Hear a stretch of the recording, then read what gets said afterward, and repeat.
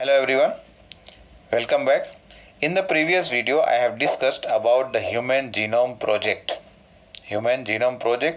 and the goals of Human Genome Project. Now coming to the methodologies, in this video I am going to discuss about this, that is the methodologies, that is the method that involved in the sequencing or in the Human Genome Project involved two major approach. The first one is what? To focus on the identification of all the genes that are expressed in the form of RNA. First of all, the first approach is what? To focus on identifying all the genes which can be expressed as RNA. And once you know that RNA is formed or RNA is synthesized, then this can be able to synthesize the protein and express a particular character. Once again, what is that? To identify all the genes that are expressed as RNA. And these are actually the genes which are expressed as RNA are referred here as what? EST. That is ESTs means what? Expressed sequence tags. Expressed sequence tags, in short ESTs. And the other approach, the second approach, is to simply blind approach. And that blind approach is what? To simply sequence the whole set of genome, whether they are coding or not coding. Either they are coding or non-coding sequences. Simply what is that? Simply sequence the whole set of genome which are present in the human genome, whether they are coding or non-coding sequence. And then later on, after sequencing the whole set of genome, later on assign different region in the sequence with function as to which part of the genome is having what kind of function, assign it later on. And this, for this, a term that is used as what? Sequence annotation. Why? Because first of all, what is happening? The approach is what? To sequence the whole genome and then later on assign the different region of the genome with different function, means relate it to different kind of function that a particular part of the genome is performing. Now, what are the steps that were used for sequencing? What were the steps that were used for sequencing? Now, let us see here point wise. The total DNA from the cell is first of all isolated. Total DNA from a cell is isolated. And then this DNA, is a long polymer. It is a large polymer which cannot be further studied, and therefore what happens? This total DNA that is isolated from the cell is converted into small fragments, that is converted into random fragments of relatively small sizes. Means what? इसको क्या कर रहे हैं? पूरे DNA को छोटे छोटे fragment में डिवाइड कर रहे हैं, छोटे छोटे फ्रेगमेंट में डिवाइड कर रहे हैं. Now you know, as I said earlier, that DNA is a long polymer. We have discussed 2.2 meter long, and here we have to go from 2.2 meter to nano scale. And that's why here what we are talking, that first of all, after isolation of the DNA, it has to be converted into small fragments. And then these small fragments could be used for cloning. Means what? Let us say one copy of that particular fragment is available.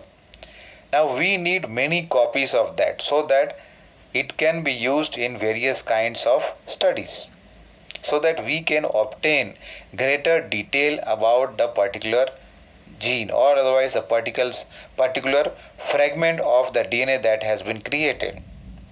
So what happens here? First of all, once again, पहले क्या करना है? Isolate करना है, उसको convert करना fragment में, और उसके बाद उसको क्लोन करना है, छोटे छोटे फ्रेगमेंट को क्या करना है, सूटेबल होस्ट यूज़ करना है और उस होस्ट की मदद से सो मेनी कॉपीज प्रिपेयर करना है, मतलब क्लोन करके so many copies are created here. And the clones, for cloning, the vectors that are used here were what? Yeast and bacteria. Once again, what I said earlier, that DNA is isolated from one cell. This is converted into fragments, and then later on one fragment is there.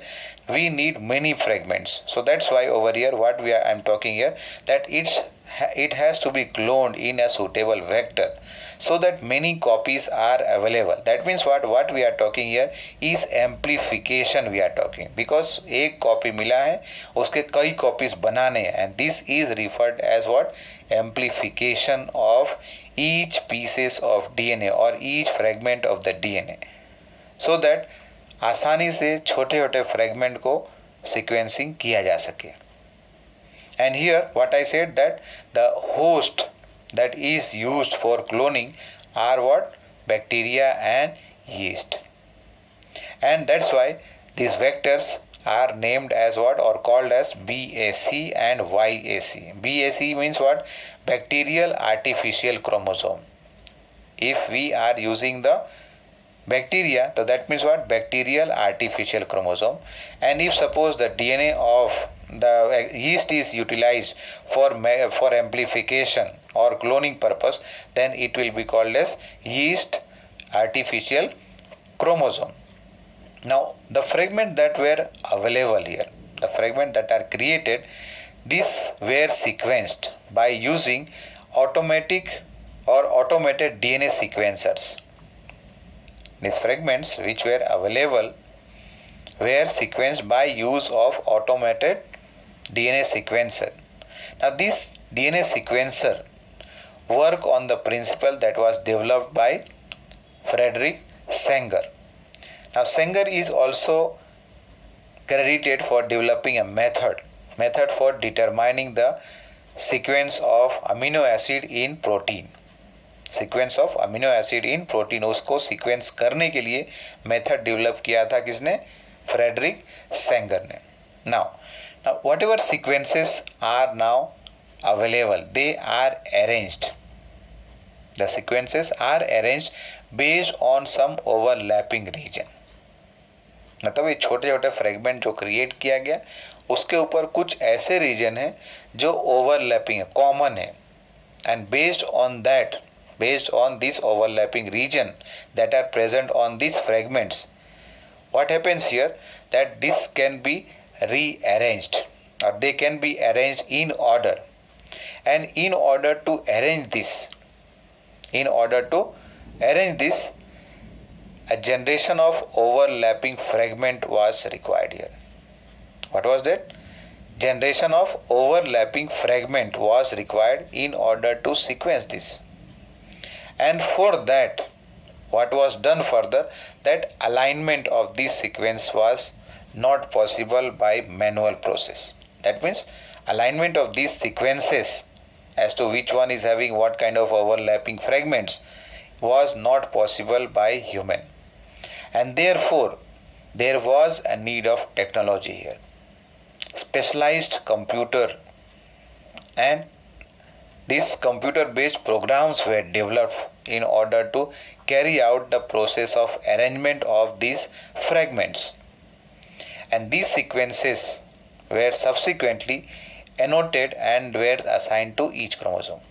और फिर ये sequence जो मिला arrange करने के बाद, इन सब को क्या किया, हमने बात किया सीक्वेंस एनोटेशन. पहले बात किया था यहाँ पर सीक्वेंस एनोटेशन. सो assign किया गया as to which fragment of the DNA is responsible for what kind of function. So that was done later. Once again this point, the sequence that were available were subsequently annotated and were assigned to each chromosome. Like here you can see, let us say one cell is isolated. From that cell, the chromosome, that is the DNA, is isolated. And then after creating the fragment and further studies, after sequencing the nucleotide on that fragment of DNA, now how it will be arranged? For that arrangement, there was a need of computer-based programs. And over here, the sequencing of chromosome number 1 was completed in May 2006. Means over here 1990.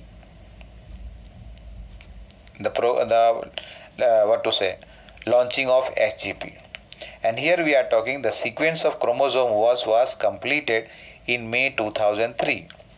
And this was actually the last chromosome to be sequenced here, chromosome number 1.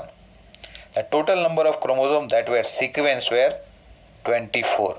How 24? Because 22 autosomes and 1 X and 1 Y chromosome.